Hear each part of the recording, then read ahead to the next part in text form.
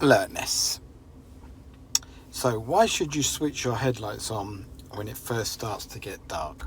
Okay, so this is a question that could be really easy to fail, but let's go through them. To make your dials easier to see, okay, that seems all right, so that you blend in with other drivers. Well, anything blending is not good in driving. You want to stand out a bit. You want to be seen.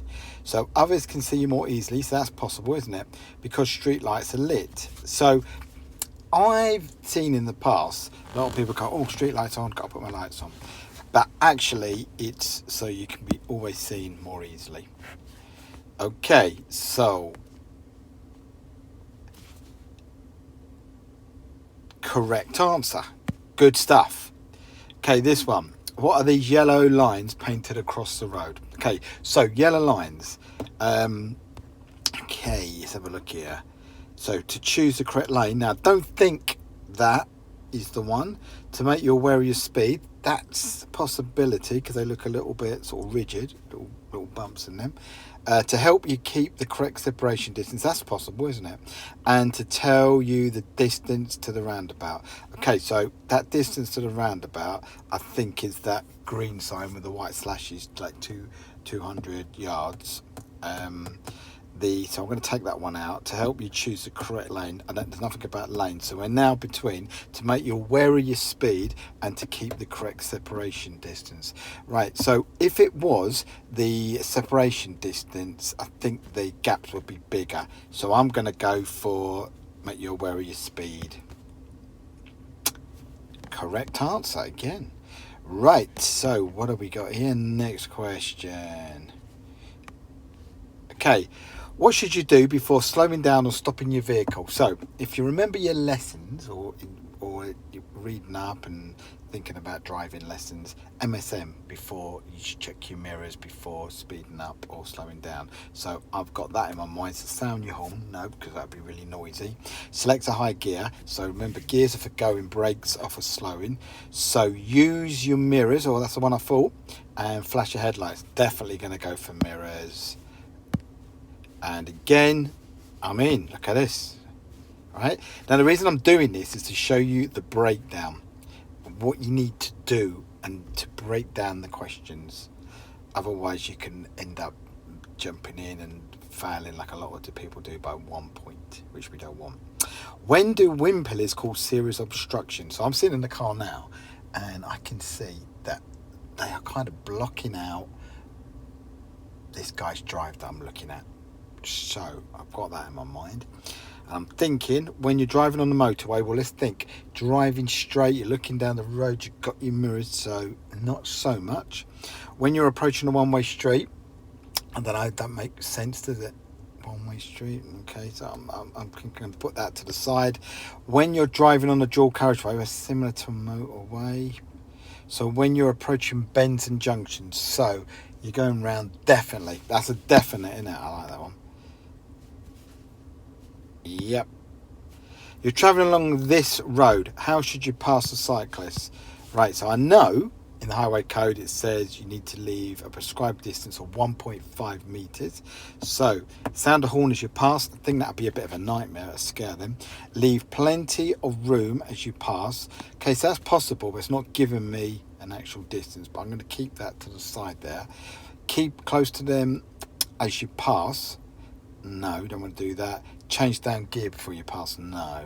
So it's leave plenty of room. Now, this is sometimes where you can get a little bit confused because it says 1.5 meters and you're looking for that and you think, oh God, it can't be that. But if you haven't got the exact distance, plenty of room is the next best thing. So I'm going for that one. Great. What should you do if you cannot see clearly behind when you're reversing? Okay, so I was always told if you can't see, get out, have a look. Yeah, but let's see if anything's there. Open the window and look behind, possible. Look in the near side mirror, okay. Open the door and look behind. Ask someone to guide you. So if there's nothing there about get out and look behind, the next big thing could be get someone to guide you. Okay, and a little story here. When I first started driving, I wasn't sure whether there was anything behind, but I was young and I just reversed back and I hit my sort of the back of the vehicle on a hidden pole that you couldn't see in your mirrors or looking behind. So really, I should have learnt my lesson there, and I should have got out of the car, but obviously I didn't. So I'm going to go for that. Guide you. Yay! Okay, you're waiting to emerge from a junction. The windscreen pillar, so we're back to the pillars again, is restricting your view. What should you be particularly aware of? Well, let's have a think. What could hide behind there? A lorry? Bus? Coach? It's going to be something smaller. And there you go, motorcyclists. So, and that does happen, honestly. If you just look quickly, stuff can hide behind it. So, going to go for a motorcyclist? Yay! Another one. Next one here. Question 8. What should you do before making a U-turn? Okay, so remember, U-turn, you're pretty much going across the whole road and going back on yourself. So give an arm signal as well as using your indicators. That's possible, I suppose. Look over your shoulder for a final check. Definitely. Check the road markings to see that U-turns are permitted. That's one that I personally probably would have went for a while back. And select a higher gear than normal. So let's start breaking these down. So select a higher gear than normal. So that means put it into second, third, fourth, higher. So no. Give an arm signal as well as using indicators. So I might be thinking, yeah, but look over your shoulder for a final check. See, this is the one that could mess you up a bit. But I think that's sort of leading me down a road that I don't want to go down, the road marking ones, because yeah, I'm thinking, and the signal one, but I'm going to go for final check. Let's have a look here. Yay! See, it's really easy to be sort of sent down the wrong path, and you've got to think, what do you need? I mean, give an arm signal and using your indicators. But if you don't look, that's no good, is it? Okay, so what does this curved arrow road marking mean? I love this question. Heavy vehicles should take the next road on the left. There's nothing said, no signs or anything about that. Overtaking traffic should move back to the left. Okay, so that's possible if you're overtaking, because there's broken lines on our side and solid on the other side. That's possible. The road ahead bends to the left. No, there's not enough bend the arrow to say that, is it? The road ahead has a camber to the left. Never, in all my years of driving, never heard of that. So I'm going to go overtaking traffic should move to the left. Yay! Number 10, final one. You are on a long motorway journey. What should you do if you start to feel sleepy?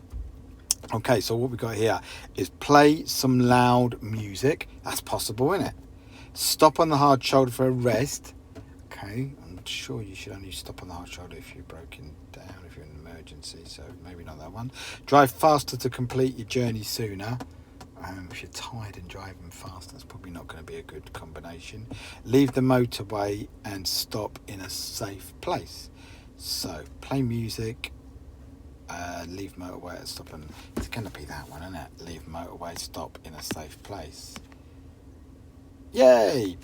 Right, so there's 10 questions on alertness.